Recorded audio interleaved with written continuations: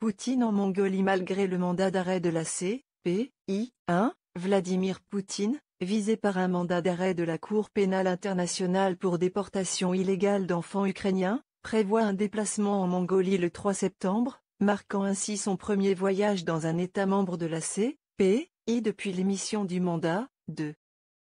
Ce voyage, qui intervient à l'invitation du président mongol pour célébrer un anniversaire historique, est perçu comme une provocation par certains observateurs. Bien que la Mongolie ait ratifié le statut de Rome, elle semble peu disposée à appliquer ses obligations en arrêtant Poutine, ce qui soulève des questions sur l'indépendance de sa justice. Ce voyage met en lumière les limites du statut de Rome et la complexité diplomatique entourant l'exécution des mandats d'arrêt de la CPI.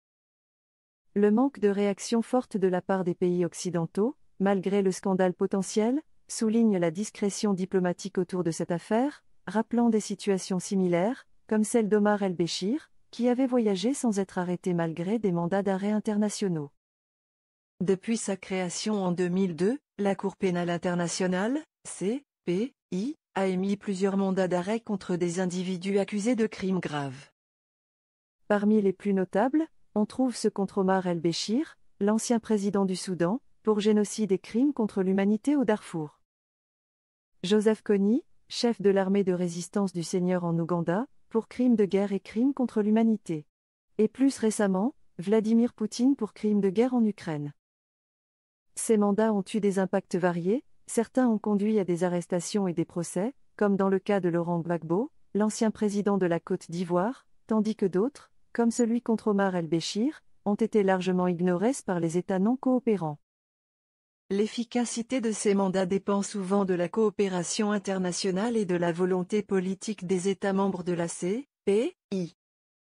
La Cour pénale internationale, CPI, a récemment demandé des mandats d'arrêt contre le Premier ministre israélien Benjamin Netanyahou et son ministre de la Défense Yoav Gallant pour crimes de guerre et crimes contre l'humanité présumés commis dans la bande de Gaza. 4. Cette action, bien que symboliquement forte, soulève des questions sur l'impartialité de la CPI. Historiquement, la majorité des mandats d'arrêt de l'ACPI ont été émis en priorité contre des dirigeants de pays non occidentaux, ce qui a alimenté les critiques selon lesquelles la CPI ciblerait de manière disproportionnée les dirigeants des pays non occidentaux ou ceux qui ne sont pas alliés aux grandes puissances occidentales. 5, 6. Cependant, les récents mandats contre Netanyahou et des dirigeants du Hamas montrent une volonté de la CPI de s'attaquer également à des figures politiques de pays alliés aux puissances occidentales, ce qui pourrait marquer un tournant dans la perception de son impartialité et de son